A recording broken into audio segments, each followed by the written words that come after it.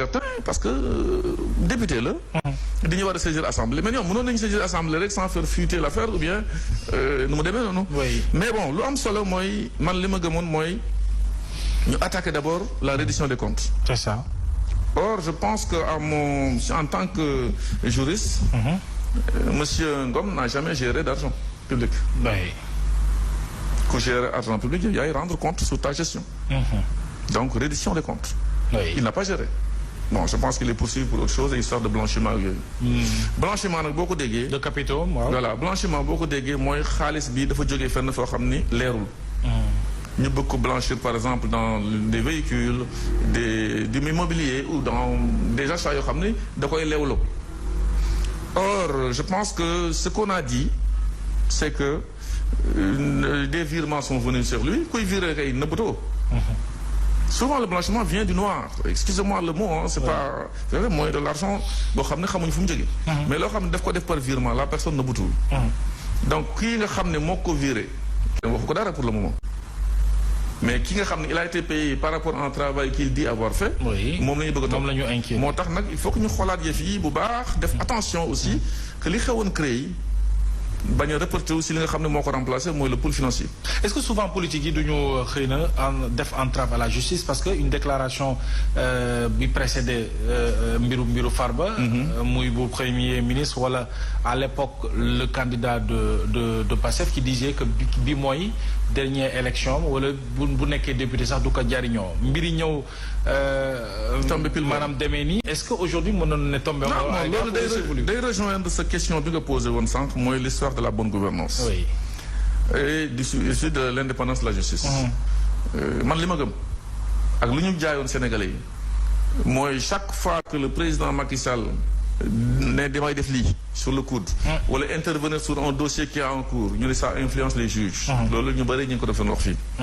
donc boo déggee aussi nit ki jóg nekk en même temps premier ministre xam ne moom moo war a symboliser après le président de la République la rupture. su moo yore gouvernement bi. di wax deux choses benn bi mooy maay patron wu gouvernement bi alors que nous sommes dans une campagne électorale le ministre de la justice c'est mon subalterne. et que deuxième chose mooy que ni autorité politique la. su ma ko nee defal mu def. su ma ko nee jàppal diw mu dew. loolu je pense que du loolu la ñu doon xaar ci moom. c'est une erreur monumentale de communication. parce que loolu la fi woon. le ministère de la justice doit quand même laisser un peu d'indépendance au parquet. en tout cas boo nee man su ma la waxee da ngay def rupture amul foofu ci France boobu y a pas de rupture. mais aussi dans la campagne ñëw ba ci dëkku nit ki ne ko bon fii mooy fi ngay mujjee def. quand même nekk candidat ou des choses comme ça. alors que vous n'êtes pas un juge. vous êtes un politique. vous êtes un administratif parce que tu es PM. oui. je pense que ce discours ne s'imposait pas. nañu def lu ñu war a def enquête. jox ko ku ñu ko war a jox. jàllal ko ku ñu war a jàllal le parquet communique. mais c'est pas aux autorités politiques de dire qui est blanc et qui est rouge. est-ce que jeexital lu du dem. je donne troisième exemple. oui. dans un meeting politique à l'Arena. dans une affaire qui est pendante. qui s'appelle Laser. nga woo sa doom ne ko ñëwal sax yow yéeg fii defoo dara. defoo dara oui. doomu ñeneen ñi c'est des voleurs c'est des trucs. alors que tu n'es pas magistrat. mais ça signifie quoi. mën nañu ko jàppee loolu rupture la. mën nañu ko jàppee impunité. pardon. mën nañu ko jàppee impunité loolu. oui mais ce n'est pas ces choses à faire. pour que quelqu'un prenne la rupture. donc moo tax. et puis gis nga le clan Farba est en train de. c'est ça le plus grave maître justement fa laay ñëwee ak yow le plus grave le combat ñu ngi koy transféré ci mbirum ethnie. malheureusement et c'est ce qui est dommage et fi muy jógee souvent ci suñu langue politique yi Sénégal 18 millions de Sénégalais. certainement am na ñoo xam ne defuñu sax politique mais suñu politique yi andi nañu ba ci terrain boobu alors naka nga koy jàngatee. cette situation li ma koy jàngatee mooy je condamne tout débat ethniciste. bu jógee boor bi bu jógee boor bële. c'est ça le Sénégal est un et indivisible. fii dañu mës a xamee brassage des cultures. faut te nekk vraiment une nation cette commune volonté de vivre ensemble mais tey bu ñu jógee dinaan way kii fii la bokk kii lii pour des questions ethniques alors que c'est un débat soit judiciaire soit politique là on est en train vraiment de mettre le Sénégal en danger te loolu nag man dama koy condamner képp koo xam ne yaa ngi jouer sur la fibre nu mu tax ethnique man d'accord ma ci.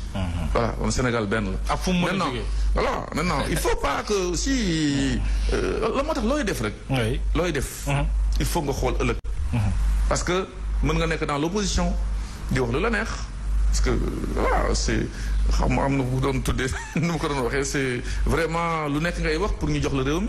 mais da ngay xam li ngay wax te léegi boo waxee loo xam ne jaaduwul ñu bàyyi la ci mais yàlla jox la ñoo def ngir réew mi.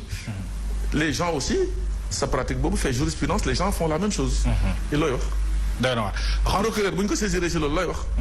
c'est vrai qu'il y a des gens qui sont placés aujourd'hui en garde à vue mais je pense que seen audience bi dana xumb de. dina ko. ah oui parce que ça c'est interne entre procureur garde à vue audition mais l'audience est publique. Très bien. Les gens vont rappeler des choses qui sont passées ici. C'est ça. Et qui sont aussi graves. Absolument. Certains parce que député la.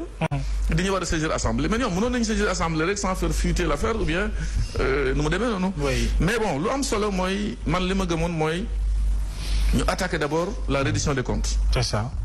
Or je pense que en tant que juriste. Monsieur Ngom n'a jamais géré d'argent public. Oui. Ku gérer argent public yaay rendre compte sur ta gestion. Donc reddition des comptes. Oui. Il n'a pas géré. Bon je pense qu'il est poursuivi pour autre chose et histoire de blanchiment ak yooyu. Blanchiment nag boo ko déggee. de capitaux waaw. Voilà blanchiment boo ko déggee mooy xaalis bi dafa jógee fenn foo xam ni leerul. ñu bëgg ko blanchir par exemple dans des véhicules du immobilier ou dans des achats yoo xam ni da koy leewloo. Or je pense que ce qu'on a dit c'est que des virements sont venus sur lui kuy virer kay nëbbatoo. Souvent le blanchiment vient du noir excusez-moi le mot hein, c'est pas c'est vrai mooy de l'argent boo xam ne xamuñu fu mu jógee. mais loo xam ne daf ko def par virement la personne nëbbatul. donc kii nga xam ne moo ko viré waxu ko dara pour le moment.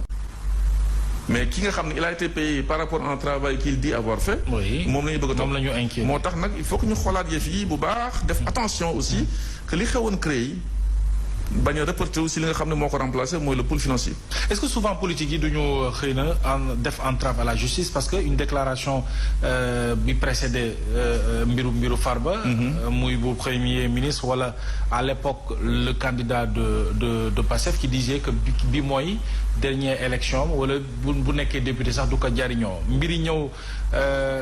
tombé pile maanaam demee nii est-ce que aujourd'hui mënoon ne tombé. non loolu day rejoindre sa question bi nga posé woon sànq mooy l'histoire de la bonne gouvernance. Oui. Et issu de l'indépendance de la justice. man li ma gëm ak lu ñu jaayoon Sénégalais yi mooy chaque fois que le président Macky Sall ne damay def lii sur le coude. wala intervenir sur un dossier qui est en cours ñu ne ça influence les juges. loolu ñu bëri ñu ngi ko defoon wax fii. donc boo déggee aussi nit ki jóg nekk en même temps premier ministre xam ne moom moo war a symboliser après le président de la République la rupture. su moo yore gouvernement bi. di wax deux choses benn bi mooy maay patron wu gouvernement bi alors que nous sommes dans une campagne électorale le ministre de la justice c'est mon subalterne. Et que deuxième chose mooy que ni